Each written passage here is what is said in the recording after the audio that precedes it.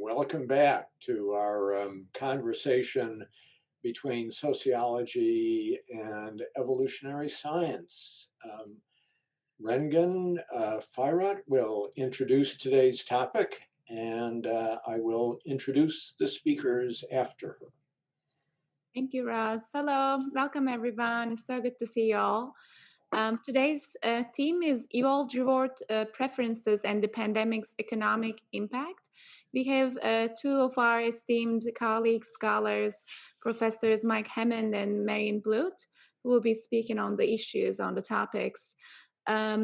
Professor Hammond's our essay investigated the economic impact of COVID-19 and the reward preferences and how the evolved reward preferences shape the economic outcomes. And Professor Bluth's essay focused on the reciprocal relationship between culture and the genes.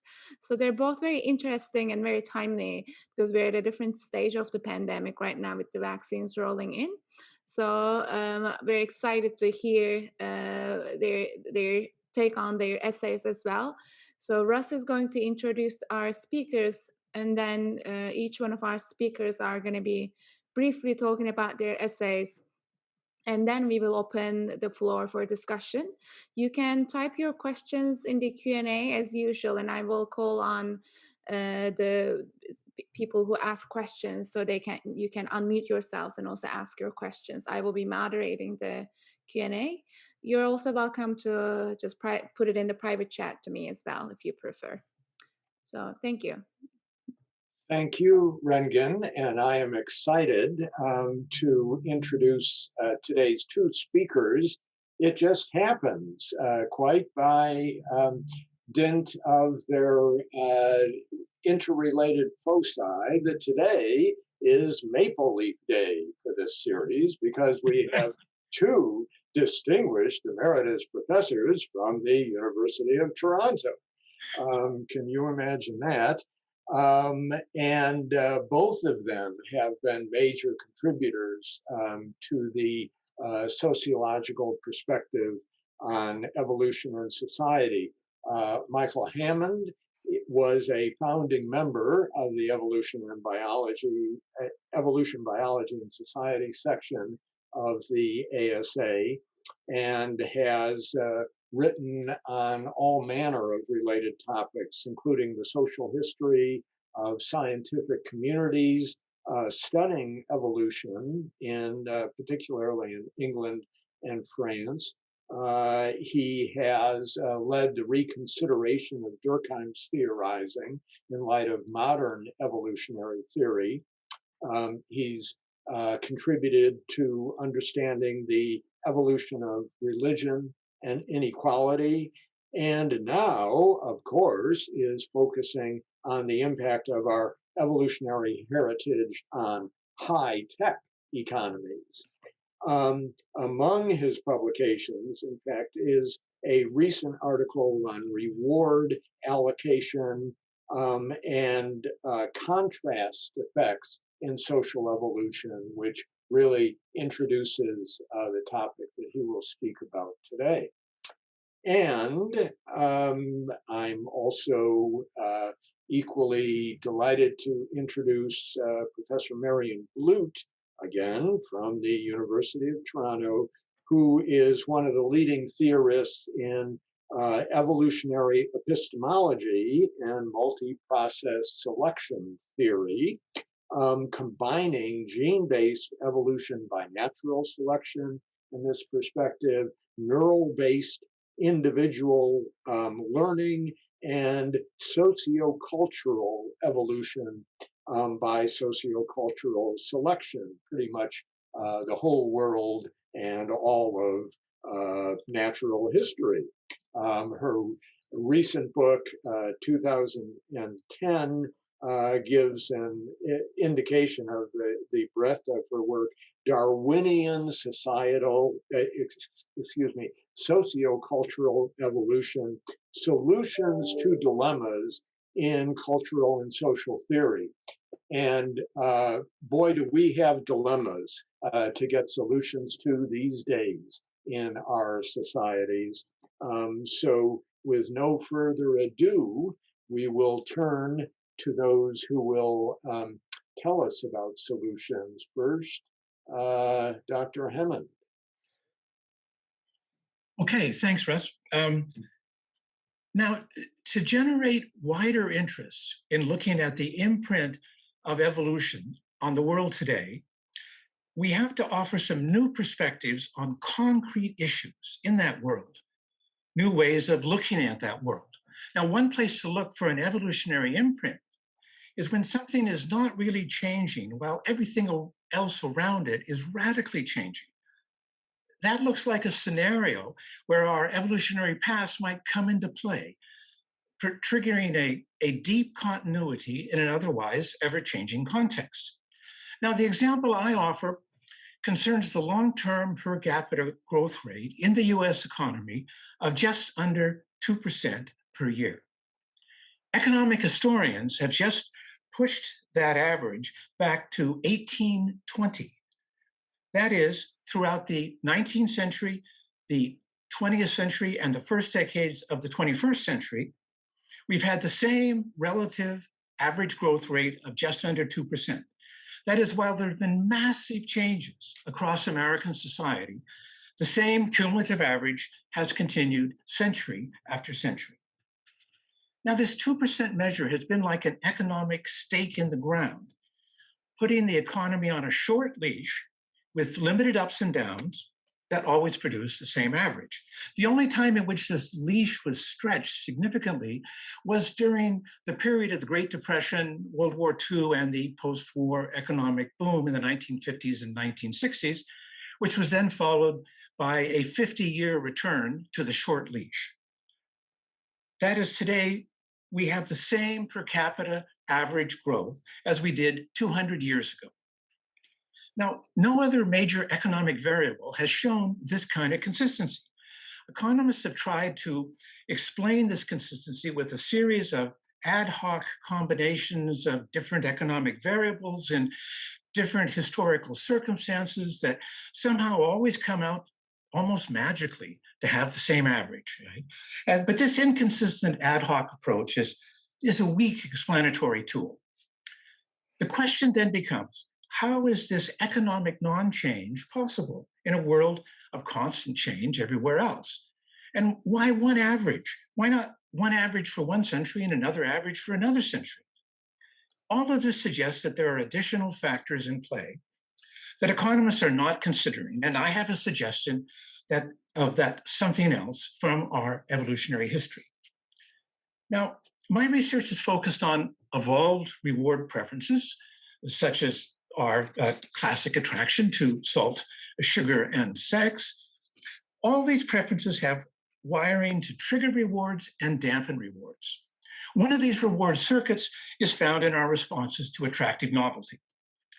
Now, these responses are crucial to a high-tech economy like the US, that over the last 200 years has offered a constant stream of novelty in material goods and services. That is, serial novelty in entertainment, food, clothing, ideas, travel, whatever. Such an offering has never been available on a mass basis until the present era. But a potential problem emerges in such a regular and relentless use of novelty on a mass basis. The difficulty is the potential erosion of rewards in the body over time in this new economic world where our ancient reward wiring faces a whole new avalanche of novelty. Now, all evolved interests are not created equal. Some preferences have reward wiring that makes allowances for a great deal of repetition over time. Our interest in strong attachments is a good example of how we are allowed to have potential rewards from the same attachment year after year, decade after decade. Social creations that piggyback on this reward wiring, like religion, can make the same offer. That is, gods and spirits that can be used throughout a lifetime and still trigger rewards in the body. Now, novelty is at the other end of the repetition allowance scale.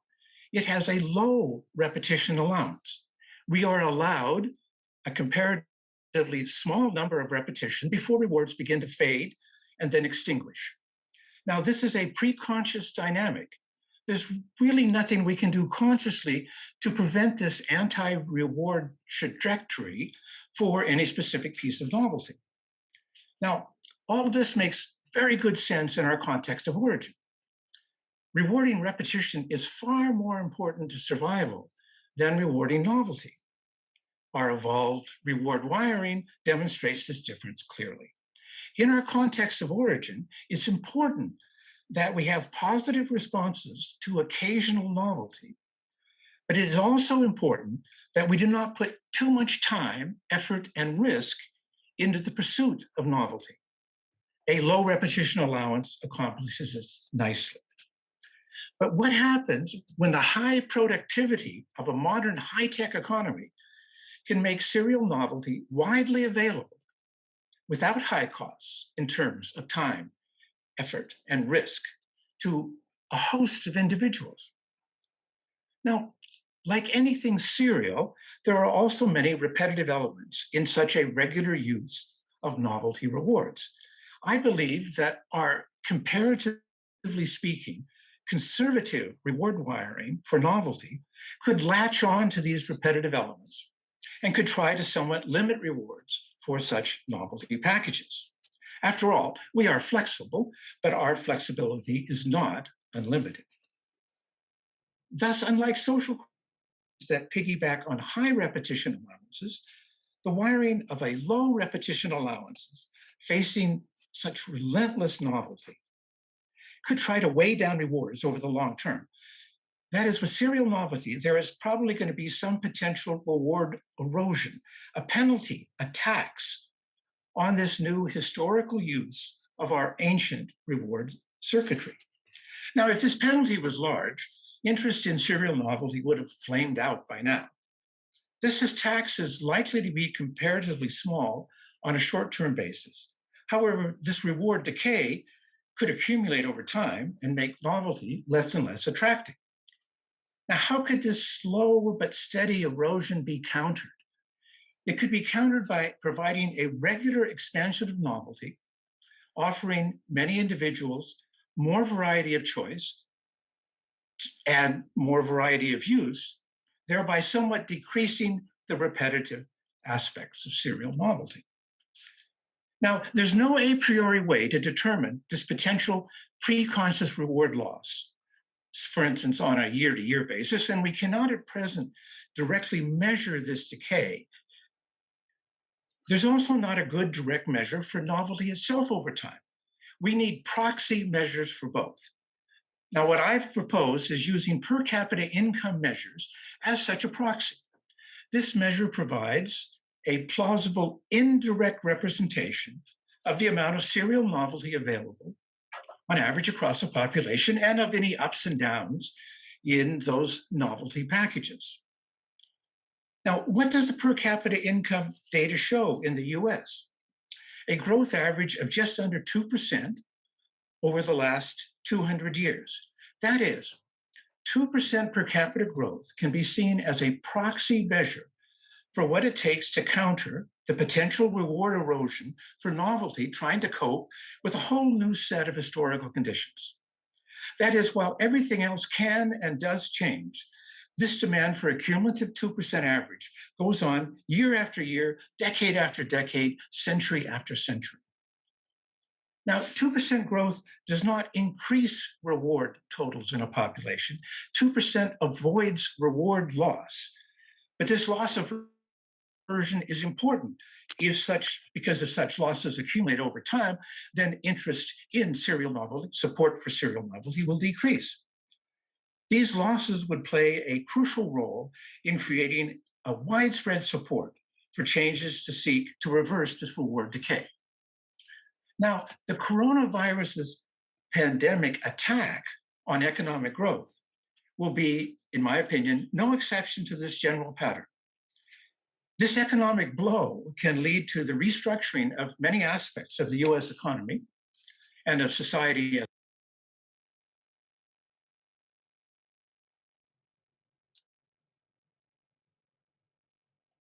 Uh, Michael, we just lost you. You're muted. Am I back? Yes. Okay, thank you. Our evolutionary past leaves us with no alternative but to find some means to return to a level of economic growth that can keep cereal novelty packages expanding across a population at just under 2% per year as we enter into our third century of the mass pursuit of cereal novelty in the United States using reward wiring forged in our context of origin. Now, finally, it's important to note that all of this is not just an example of American exceptionalism. We see the same long-term pattern of growth in the few other modern economies with a similar two-century commitment to the cutting edge of high-tech innovation for the mass production of goods and services. Of course, economies that begin modernization later and can therefore import a cornucopia of already developed technologies to dramatically elevate productivity can have a different per capita rate while they play catch up. Thank you. Thank you, Michael. Our usual practice is that you can enter your questions at any time into chat, and Rengen will select those and to be presented to the speakers, and you will be able to unmute yourself to ask your own questions. With no further ado, we turn to Dr. Marion Blute. Thank you very much, Russell. Gene culture coevolution happens within the human species. We know that. I wrote about that as long ago as an article in Social Forces in 2006. There I emphasized one of the important variables that affects things, which is the mode of transmission. So if culture is transmitted vertically, that is from parents to offspring or closely related kin, the relationship is mutualistic. Both are favored to match. These are standard game theory models. If it's transmitted obliquely, if say you have two clans, the wolves and the bears children become members of the wolves clan, and the wolves children become members of the bears clan, which is a kinship system that has never existed. But if that existed, the relationship would be competitive, and they'd both be favored to unmatch. If culture is transmitted horizontally, then it's competitive, and and both are favored to unmatch. So they sort of it's antagonistic. They sort of trace each other. One's favored to match and one's favored to unmatch. In that third case, and they'd sort of chase each other around in circles. So that's within the human species. But gene culture coevolution has also long been known to occur between human culture and other animal species. We just didn't call it that. That's all. So, for example, in medicine, our cultures favored the spread of antibiotic resistance in bacteria. In agriculture, it's favored the spread of herbicide resistance in weeds and pesticide resistance in insects. In fishing, there's a funny story about fishing where at one time in one place it was thought to be rational, environmentally conscious, to only fish for the big and old and let the small and the young mature. And they were doing that, and then they found out that the big and the old kept disappearing, and they thought it was overfishing until they figured out that they were selecting for genes for the species to be small and reproduce while they're young. So they were exerting this selection pressure on the species genes. So in the TVOL piece, I said in this case, the virus that's causing COVID-19, that it began with the viral genes exerting, once it entered the human species, exerting pressure on our culture. So as it spread, it started to favor social distancing, mask wearing, staying home, those kinds of things. And I predicted that it would be likely that the genes would respond to this cultural change. So they would evolve to be more transmissible. And I'm very happy to remind you that I predicted that before the British variant was known to be more transmissible. Later on my blog, I also predicted, that was afterwards then, that the virus would evolve in a direction of becoming less dangerous. And I meant to individuals. I should have said that, but that's what I meant. And why should it still could be worse to the population as a whole if it's spread widely enough. but to the individual it would evolve to be less dangerous.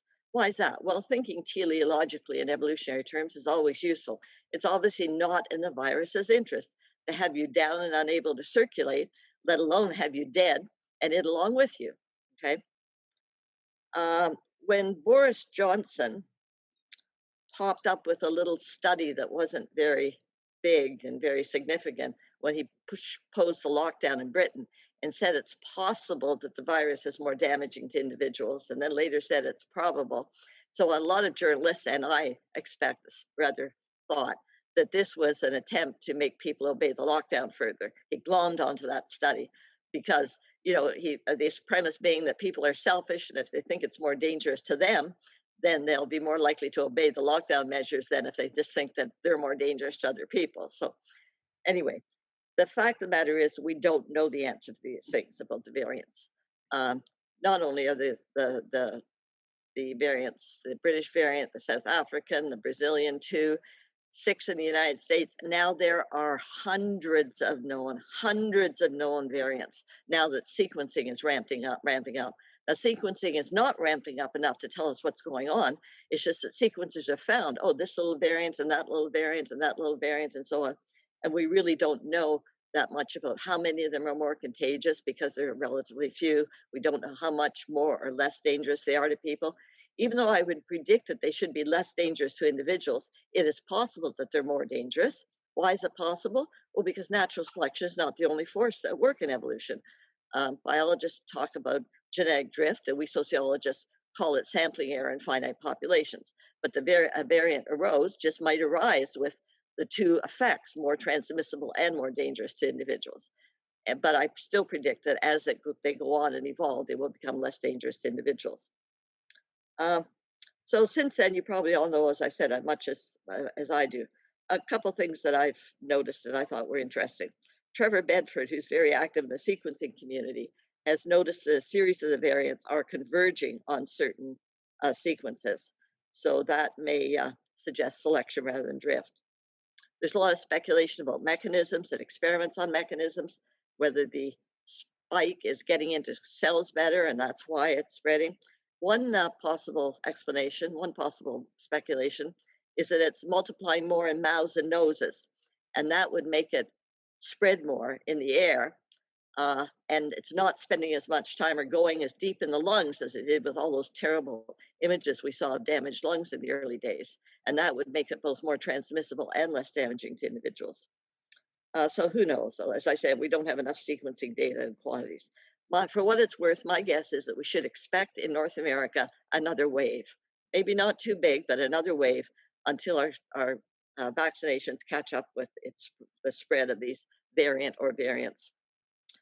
I also would suggest that our long-term goal will likely be a universal coronavirus vaccine.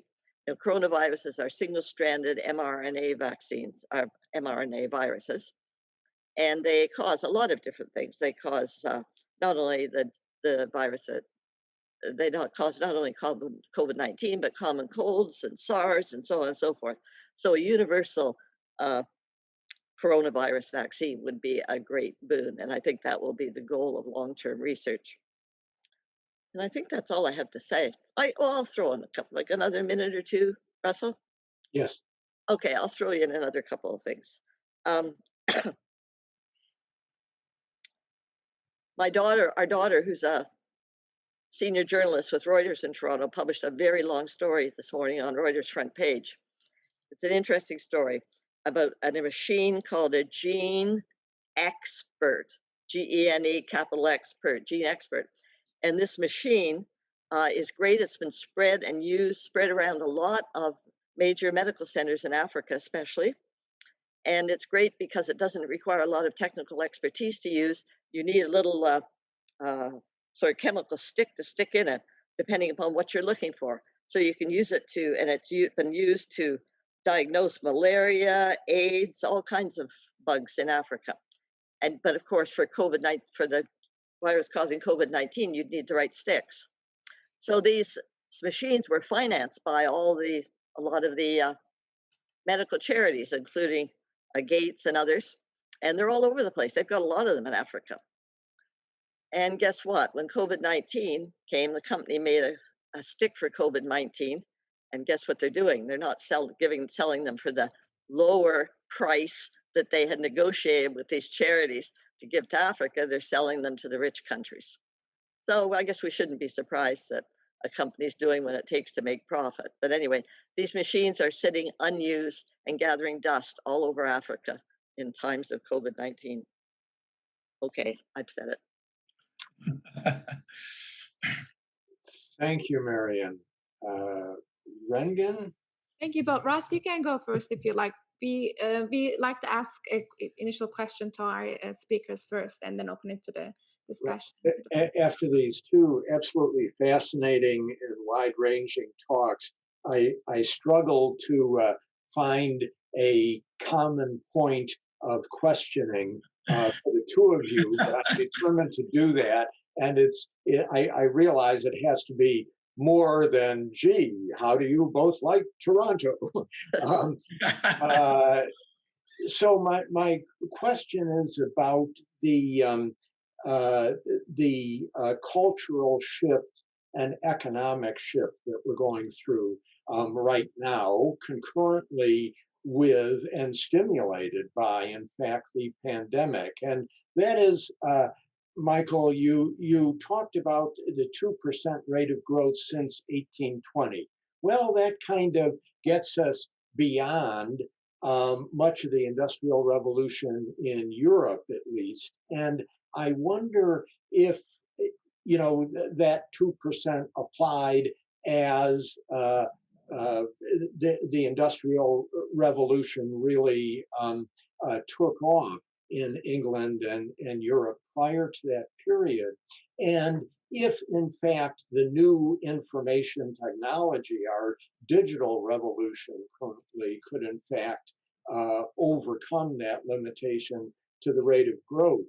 And if that's true, Marion, I wonder, or even if it's not, but recognizing the shift into digital communication that has been so much accelerated by the pandemic, whether there's a cultural shift going on here that might itself have some long-term evolutionary impact. In other words, as people are learning to socially connect through web-based technology and not through the confrontation of flesh and blood human beings near each other, if that could shift the evolutionary pressures that have in our evolved past led us to such emotional foundations,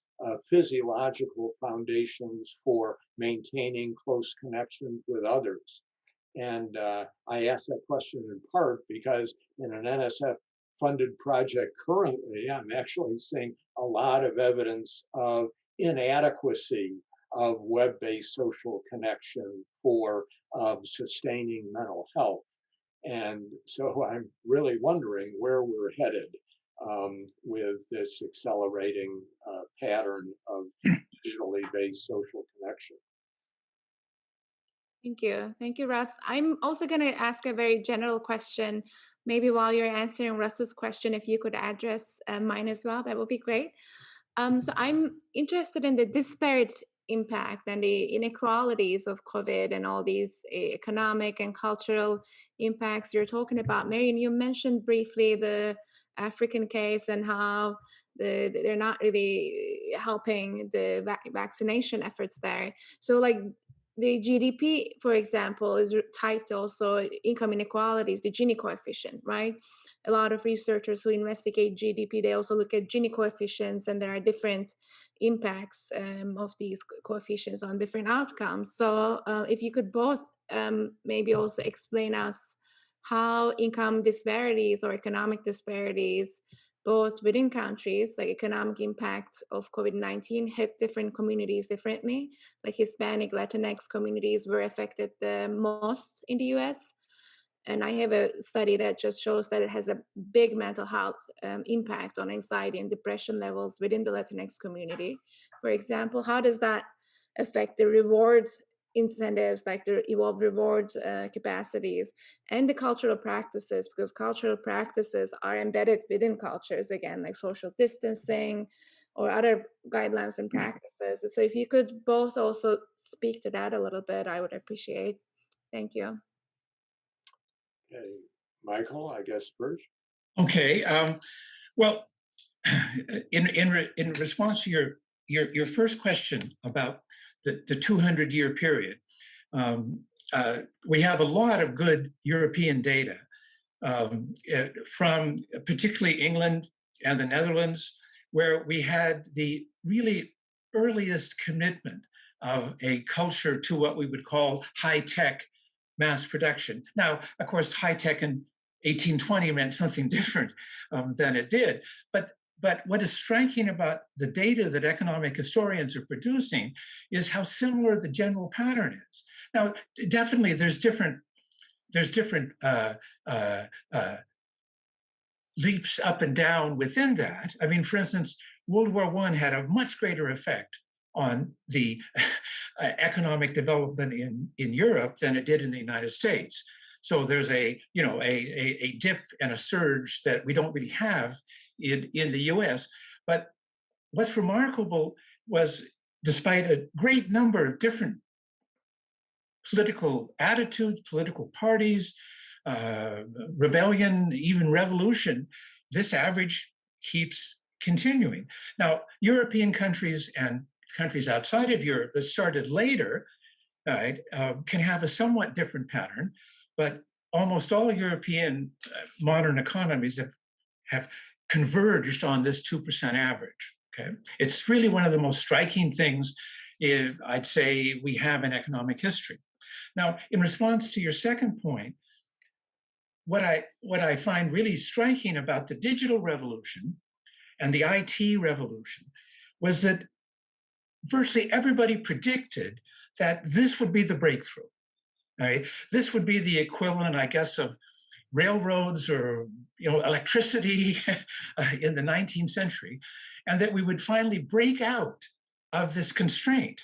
We would go to a per capita average of 3% or 4% or whatever President Trump wanted. I can't remember. It was supposed to be infinite growth. I'm sorry, ex-President Trump. I got to be politically correct here. But it hasn't happened. We had a bump in the 1980s, the kind of first wave of the IT revolution, that then went back down, dipped back to the 2%. We had a bump in the 1990s, but just for a few years, and then we went right back down to the same average.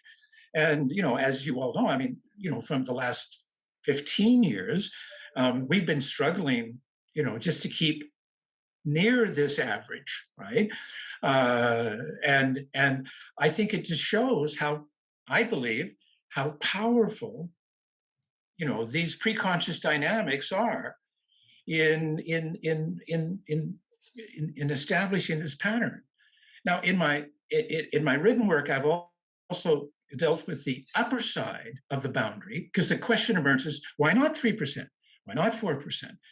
And I've tried to show that the same reward wiring has an effect on putting a limit on long-term growth, really making it unsustainable, much above a 2% level. That is, that high-tech growth seems to be bracketed, right, within this range of just under 2%. And I should point out the general kind of economic consensus is 1.83%, but it's amazingly powerful. Right? And in regard to Rengen, I would point out that one of the really amazing things about this percentage is that there have been really significant changes in economic inequality over the last 200 years. We've had inequality rise, fall, shift, change its nature. It still continues, and it still has massive economic negative consequences on large parts of the population. But surprisingly, it hasn't affected this rate. right? Inequality is an example of an economic variable that goes up and down and around and seems to have no impact on this long-term growth rate. Go ahead, Mary. Well, about the effects, Russell, I don't think that there'll be genetic effects in the short term of these changes, but I think there will be cultural effects. I think we'll all be reluctant for a longer period of time to have a lot of close contact with strangers. I think we'll keep knocking elbows, and I think a lot of companies will cut down and keep their staff at home part of the time and in the office part of the time. They won't keep them all at home, some at home and some in the office. They'll, everybody goes to the office 1 week out of 4 or something like that. I think they'll be, but how long lasting they'll be, I just don't know. So those are cultural effects on culture. Cultural effects in genes, I think if there it would take a bit longer. About inequality, the inequality I talked about, Regina, was of testing, not vaccinating. But of course, there is inequality and lots of it in both. And that's par for the course, I don't know what to say about changes in that. Thank you, but I'm going to just start getting questions from the audience. I see that Rosemary had a question to both speakers. Rosemary, if you'd like to unmute yourself and ask your questions. Yes, thank you, Rangan. And this is just a question for Michael. How does what you're talking about, I guess I'm just trying to integrate this reward, I can't remember your terms for it, the mechanism you're talking about to psychological mechanisms that I'm more familiar with, like the principle of the rewards of intermittent reinforcement.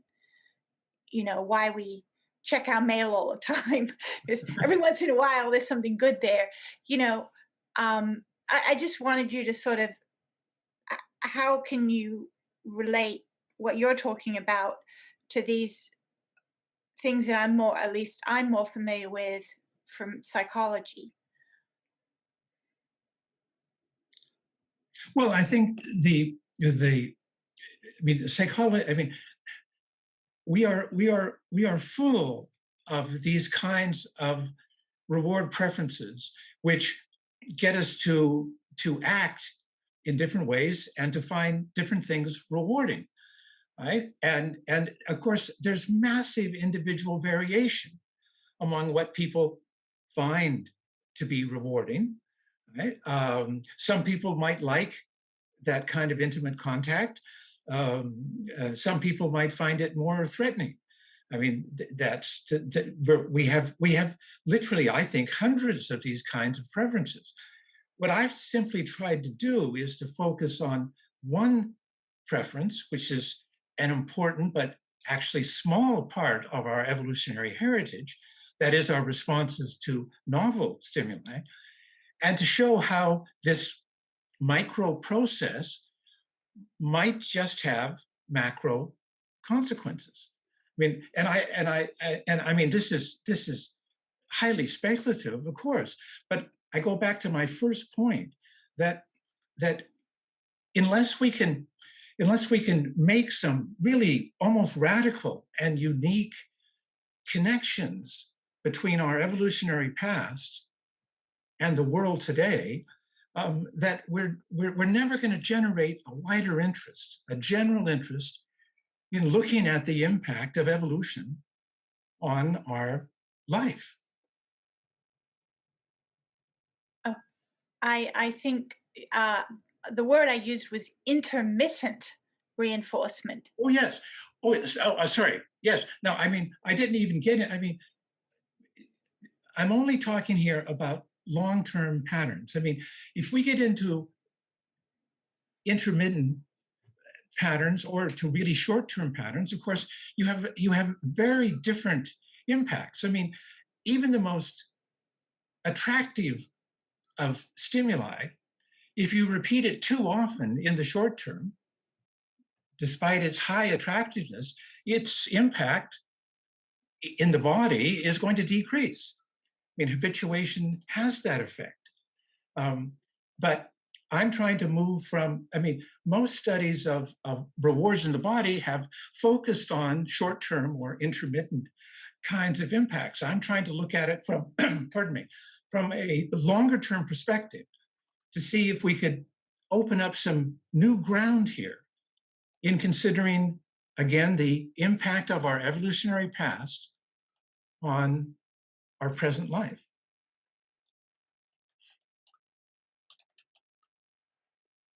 Oh, okay. Do you want me to ask my question of Marion too? Yes, please. Thank you. Yes.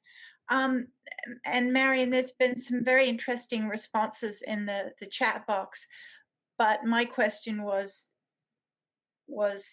simply, isn't the pattern that you describe with the virus becoming less virulent or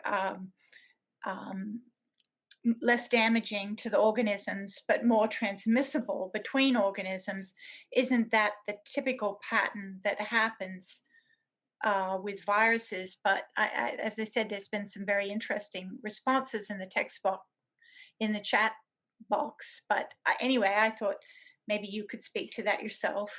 Yes, I do think it is common. Yes, I agree. It is common. More transmissible and less damaging to individuals is typical of viruses, historically. Thank you. I see some questions about teleology and evolutionary theories directed at Marion, some questions and some comments. I would like to get a question on this. I don't see the name on the first person who made a comment. It says user. I don't know if you would like to unmute and ask that, or I can also read the comments. Or Jeff also has his hand up. You can also go ahead and unmute yourself. Yeah. Well, I've got a question. It's already a suggestion for Michael. So his theory really focuses on consumption and attraction as the driving explainer of the 2% and so on. But I think there's an alternative hypothesis, which would be that much of the driver of that growth came through, not so much through consumption-driven change, but through changes to production methods. So the clothing didn't change as the revolutions occurred in linen and cotton or food production. Now that would suggest a generalization of your theory, not focusing so much on the appeal of attraction of novelty, but on the capacity to cope with novelty in things like work organization, lifestyle, and so on, which again would probably have some evolutionary pattern quite similar to what you described, but I suspect is a better explainer of those economic changes than only focusing on consumption-driven, attraction-driven change, which is significant, but arguably less important. And most productivity growth comes from innovation, new ideas, and their adoption, but it's their adoption more in the production process than in the consumption process. Do you want me to answer? Sorry. Well, I mean, I find it very difficult in terms of economic theory to separate production and consumption, right? That is unless you have a wide interest in this new kind of high-tech economic production. And remember, for 99.9% of our evolutionary history, we had almost no such event, right? I mean, before the modern era, right, growth in the total GDP was simply Malthusian, based on population growth. There was no obvious need or drive or widespread interest in per capita income growth across a population, right?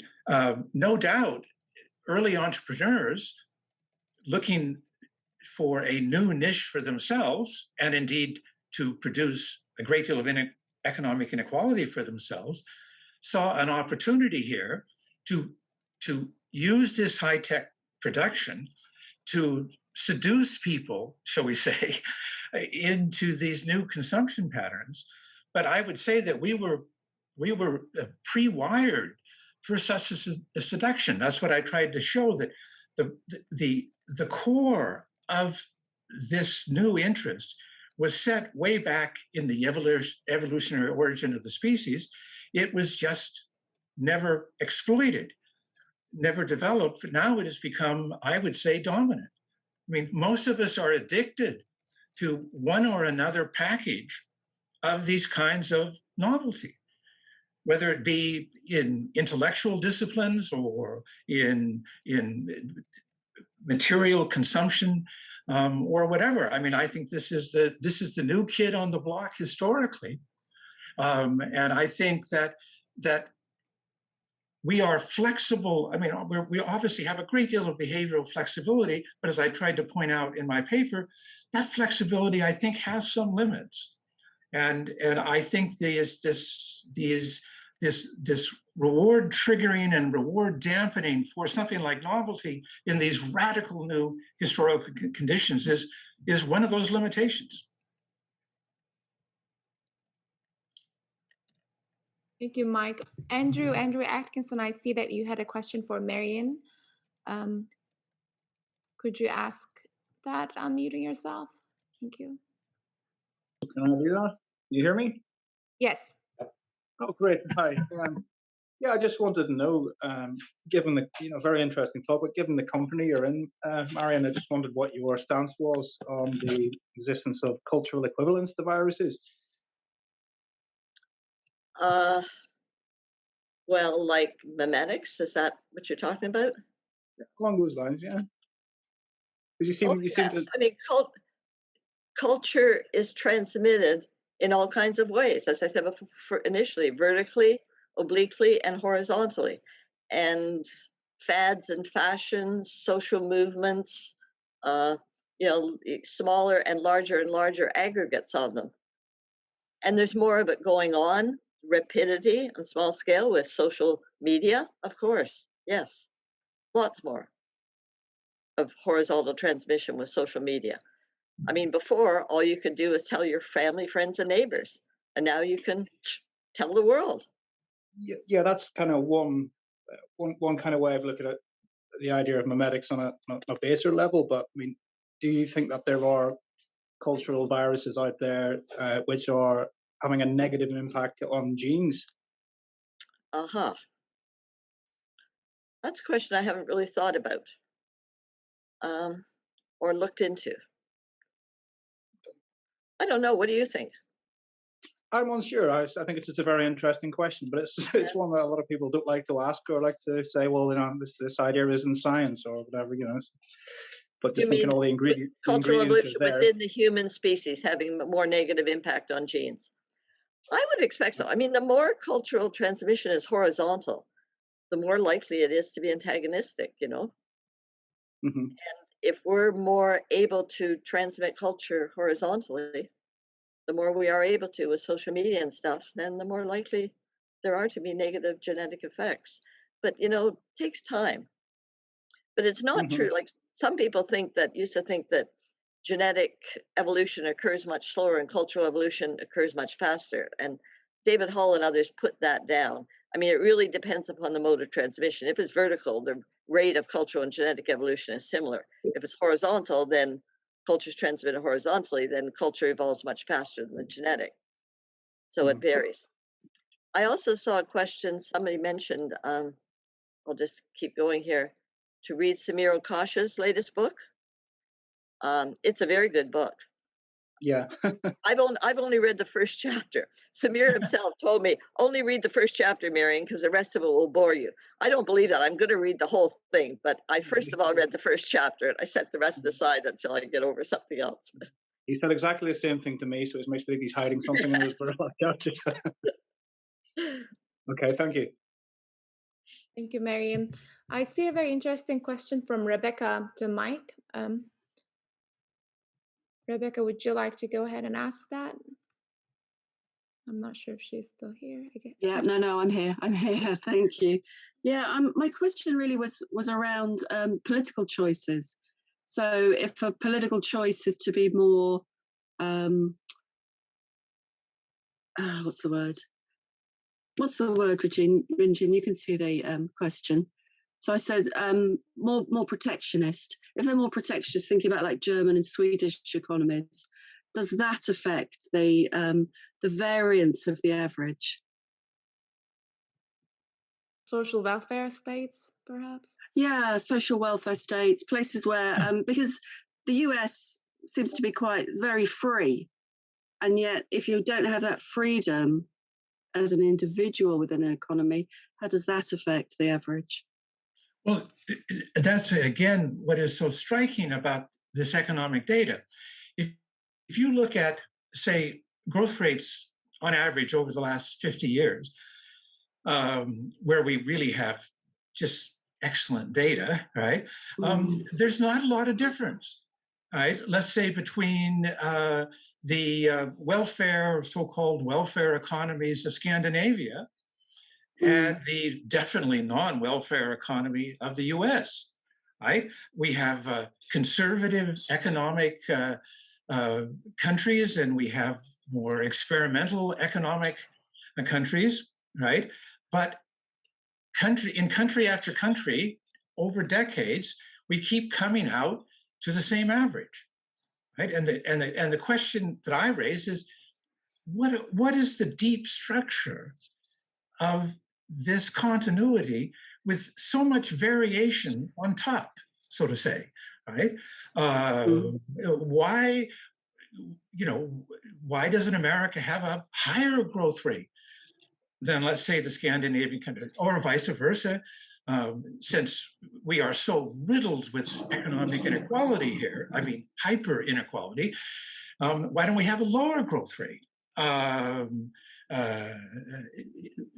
Different political choices, they make a great difference. I mean, one of the interesting things about the data on human happiness studies, which I'm a little dubious of for methodological reasons, that's aside. But what's really interesting is that if you look at so-called happiness measures, they're much higher in, for instance, Scandinavian countries than they are in the US. And that might mean to you, well, that's a good thing. We should imitate them. I mean, clearly it seems to be a more humane economic and political system. But what I'm trying to stress here is that yes, there might be very many reasons to follow that model, but the one thing it's not going to affect is the long-term per capita relative growth rate. Right? That seems just to be frozen. Frozen's the wrong word. I mean, caught, within these rather narrow boundaries. You can't go much below this, just under 2% for any length of time, and you can't go much above it, right? And that's the mystery, shall I say? What unit do you need? I'm sorry? Yeah. So what unit do you need? What unit do you need? So if it was a year or 5 years or 10 years, what's the minimum unit to keep the average? Well, I mean, it varies from country to country. I mean, I use the example, if you look at European data, I mean, they were much more radically upset, altered during the World War I period, and even more during the World War II period. But if you take, I mean, I would say, if you took, let's say, a 10-year average, I think it could be lower than that. So let's call that, the focus, the unit you want to use, right? Then the short leash is there, right? In country after country after country, and indeed century after century. Now, of course, remember, I should point out, this is relative measures, this 2%. Right? I mean, absolutely. I'm sorry? No, I didn't say anything, sorry. No, last thing I'd point out, of course, this is a relative measure. Remember, if we take 2% is like compound interest in a bank, okay? So if the per capita income average in 1820 in the US was $1,500, just under $1,500, right? 2 centuries later, it's $60,000. That's what cumulative interest does, right? So I'm not saying that, I mean, but of course, remember that in my model, the more you have in dollar terms, the more it takes to avoid this reward decay, to counter this reward erosion. Okay, I'll stop. There's one big company. Okay, thank you. Thank you. David, I see you had some comments and questions to both speakers. I would like to maybe get your comments as a final note. Thank you. Well, I feel very uncertain about everything, but I would like to push back against something, Marion, that you seem to say, which is that the general trend is for viruses to become less virulent. But is it not the case that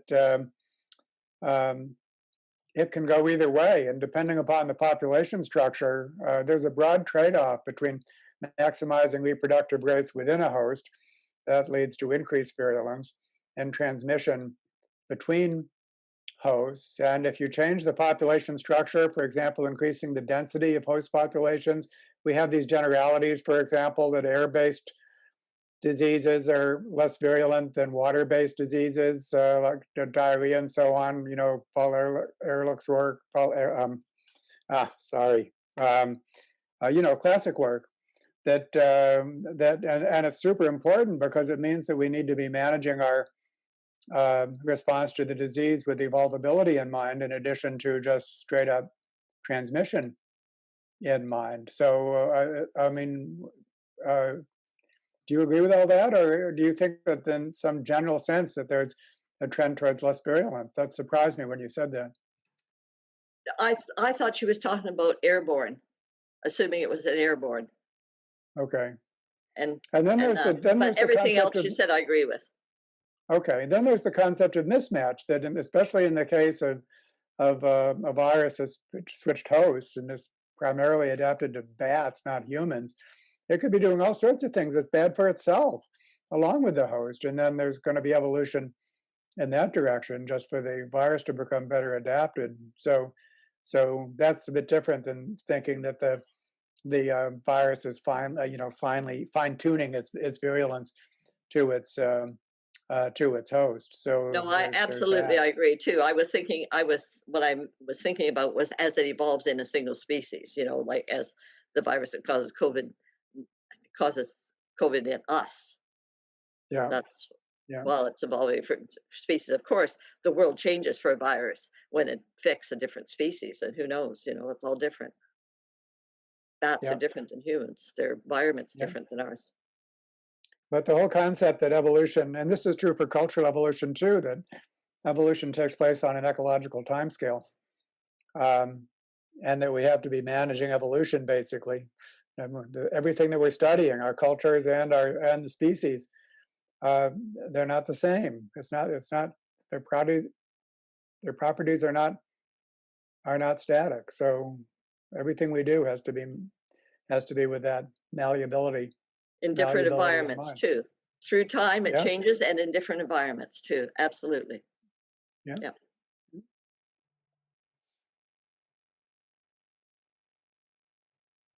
Thank you. Dave, did you have a comment for Mike as well? I feel like I saw something in the chat. But I have a comment that's so dumb that I'm embarrassed to say it, but that won't stop me. Just that I worry that there can be statistical artifacts in long-term data like this, that if there's some long-term, I mean, there's going to be some kind of regression line that's fit to the data, but it doesn't necessarily need to be, doesn't signify some process underneath it. But you know, that's people with more statistical acumen than me can speak to that. No doubt, Michael, you've already thought about that kind of thing. Thank you. We're out of time, so I'm going to have to end it here. For all the other comments and questions that were in the chat, we compile them and send it to the speakers, and they will they try to answer them, and then we send it back to you all. So we are saving those comments. We will try to get to them as well. Thank you all for coming. Thank you all for asking questions, and thank you especially to our speakers for the wonderful discussion and very stimulating essays. And in 2 weeks, we have another session, and we will be sending emails about that. We will end it here. Thank you. Well, Rangan, thank you. And thank you, Russell, for all your work, for both of you. Yes, thanks to both. Thanks to both.